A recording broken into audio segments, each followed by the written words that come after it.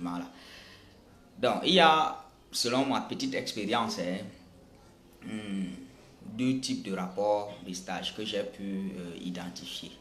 Le premier type, c'est le rapport de stage simple. C'est-à-dire, c'est ce rapport-là que vous devez fournir.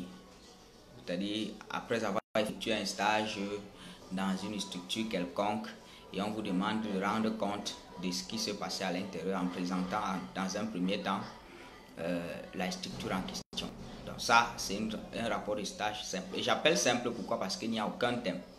C'est-à-dire là-bas, on vous envoie un stage, vous allez, vous faites le stage, à la fin, en fonction de ce que vous avez pu identifier sur le terrain, vous faites un rapport là-dessus. C'est-à-dire, ce type de rapport est simple à partir du moment où, dans un premier temps, vous présentez globalement la structure et vous présentez les activités que vous avez menées en son sein.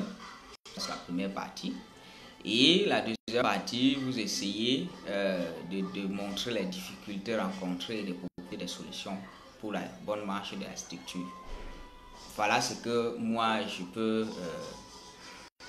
comprendre par rapport à ce type de rapport de stage, que je peux appeler rapport de stage simple. Mais ce qui est plus important, c'est le deuxième type que j'ai pu identifier selon ma petite expérience. C'est effectivement le rapport de stage thématique. C'est ce qui est exigé de nos jours aux étudiants de cycle BTS, licence professionnelle. C'est-à-dire, c'est un rapport de stage, bien sûr, comme tous les autres, mais accompagné d'un thème de recherche.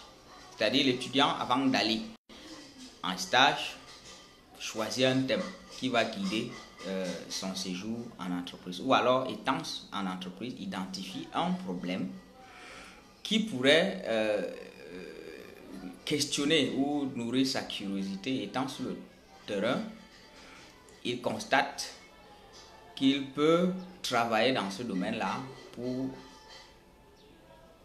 contribuer à apporter des solutions. Donc, c'est avec un thème.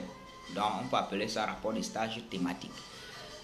Bon, généralement, on appelle ça un mini-mémoire. C'est un mini-mémoire. Pourquoi? Parce que, en plus du fait que vous devez faire le stage, vous devez faire le rapport de stage, vous devez aussi traiter de votre thème que vous avez arrêté avant d'aller en stage ou étant en stage. Donc, il y a un travail de réflexion théorique maintenant adapté ou alors appliqué à ce qui est pratique en entreprise.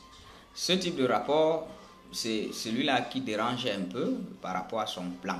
Maintenant, au niveau, donc comme je parle du plan, au niveau de sa forme, bien sûr, c'est un rapport qui a évidemment deux parties.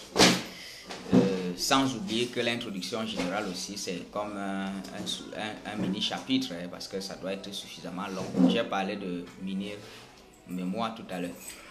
Donc, la première partie de ce type de rapport parle évidemment exclusivement de la structure et du contenu du stage que vous avez effectué.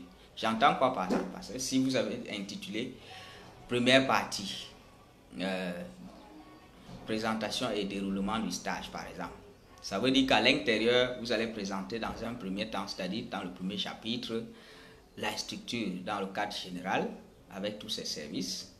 Dans un deuxième temps, vous allez présenter le déroulement du stage, c'est-à-dire comment est-ce que le stage s'est passé sur le terrain avec tout ce que cela comporte.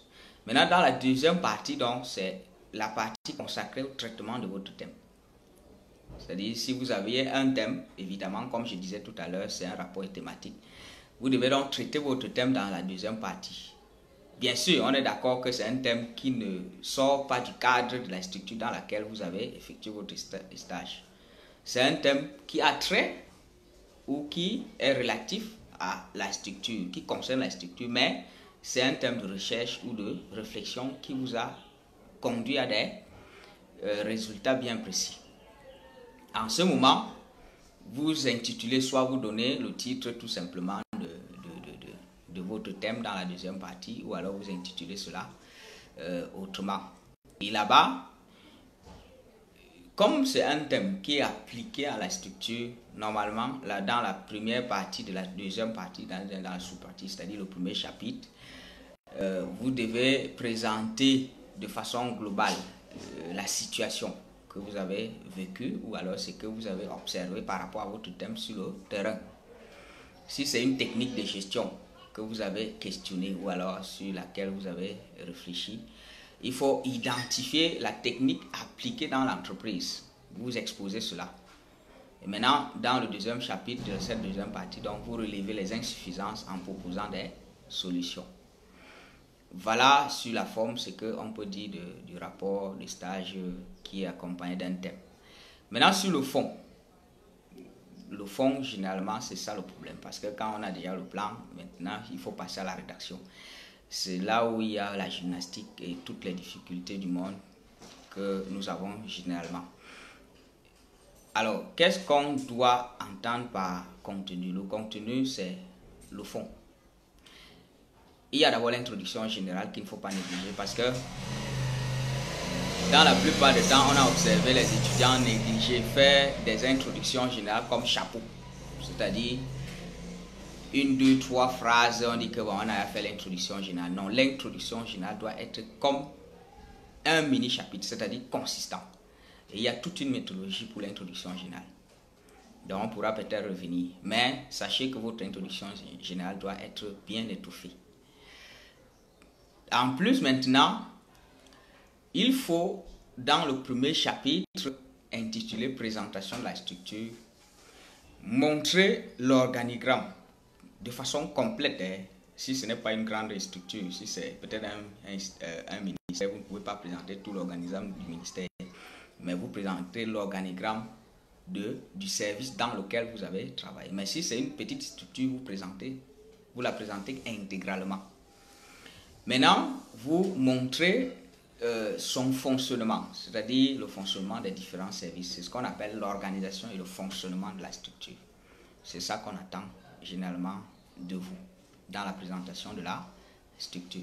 Et il faut aussi insister sur le service dans lequel, c'est-à-dire le département où vous avez été affecté durant le stage pour bien présenter, pour comprendre effectivement le rôle que vous avez joué là-dedans. Pourquoi on vous a affecté là-bas? C'est pour ça qu'il faut insister là-dessus dans la présentation des différents services et le fonctionnement. Dans le deuxième chapitre, puisque le direct ne doit pas durer longtemps, on va parler du déroulement du stage justement. Dans le déroulement, on fait beaucoup plus allusion à des activités menées. C'est-à-dire, étant en stage, qu'est-ce que vous avez fait concrètement? Il y a des activités professionnelles, c'est-à-dire les activités relatives à votre formation de base que vous avez faites sur le terrain ou qu'on vous a fait faire. Maintenant, il y a d'autres activités qu'on peut appeler activités extra-professionnelles, c'est-à-dire en dehors de votre formation ou de votre profil. Vous avez effectué d'autres tâches qui ne regardent pas forcément votre profil, mais qu'on vous a fait faire en entreprise. Bon, il peut même arriver qu'on vous fasse faire des courses ou peut-être même parfois des cafés. Bon, on ne dit pas qu'il faut relater tout ça, mais ça fait partie des activités. Si vous trouvez cela intéressant et que ça vous a apporté quelque chose de plus, vous présentez cela. Donc, on peut retenir activité professionnelle, activité extra-professionnelle qui concerne donc le déroulement du stage. Et il faut être suffisamment clair. Parce que, comme on parle de la rédaction, il y en a qui compliquent leur vie en voulant épater ou alors plaire, je ne sais pas à qui, ou à l'encadreur ou au jury, en utilisant des gros mots, ou alors des termes lourds, des styles lourds. Donc, ce n'est pas conseillé. Il faut être simple. Sujet, verbe, complément. Concis, précis. Il faut dire l'essentiel. Donc, voilà un peu ce qu'il faut savoir. Et comme on a parlé de l'introduction générale, chaque partie a une introduction suffisamment consistante. Chaque chapitre a une introduction qui respecte les canons d'une introduction. On nous a appris même au lycée de la dissertation, son introduction, on connaît, non? Donc, c'est le minimum à faire. Maintenant, dans la deuxième partie, donc, qui concerne exclusivement la restitution de vos recherches par rapport à votre thème. En ce moment, vous devez exposer le constat que vous avez fait sur le terrain par rapport à votre thème, c'est-à-dire ce que vous avez constaté. Pourquoi est-ce que vous avez arrêté ce thème, ou alors ce qui vous a amené à fixer ce thème. Maintenant, ce que vous avez constaté sur le terrain, les usages habituels. Il y a les règles formelles et les règles informelles de fonctionnement de l'entreprise. Je parle ici, je prends le cas de gestion des ressources humaines. Donc, il faut donc identifier les techniques de gestion, ou alors ce qui est utilisé par rapport à votre thème, ce qui se fait relativement à votre thème sur le terrain.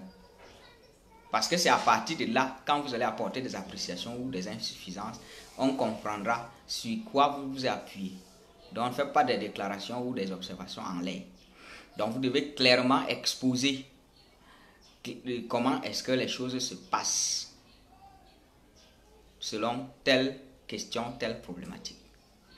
Maintenant, vous relevez donc dans le deuxième chapitre les insuffisances que vous avez observées par rapport à cette façon de faire, par rapport à votre thème, par rapport au fonctionnement à l'organisation ou au fonctionnement de l'entreprise, selon votre thématique. Et vous proposez des solutions. Parce que tout travail intellectuel doit aboutir à des solutions. C'est-à-dire vous contribuez à améliorer. Donc, ne faites pas un travail juste comme ça pour évoquer des cas, des situations en vrac, sans proposition, sans proposer des solutions. Donc, les solutions doivent être importantes et très pertinentes. Donc, il y en a qui mélangent cela à la conclusion générale, qui écrivent conclusions et recommandations. Bon, c'est vrai qu'on peut avoir des solutions proposées, peut-être dans la section 2 du chapitre 2 de la deuxième partie ou du chapitre 4. Maintenant, à la conclusion générale, vous faites des recommandations. Parce que la différence avec les solutions simples, les solutions sont un peu d'ordre général. Mais les recommandations s'appuient sur des urgences, c'est-à-dire des priorités, ce qu'il faut immédiatement améliorer sans attendre. C'est ça les recommandations. Ou alors les éléments les plus importants, même si les autres viennent après. Donc voilà un peu de façon brève ce que je peux dire par rapport à la rédaction de rapport de stage que je suis sûr, et par rapport à certaines demandes, certains conseils qui me sont demandés tous les jours. Beaucoup sont dans cet exercice-là, dans cette phase de rédaction. J'espère bien que j'ai essayé d'apporter ma part de contribution. Si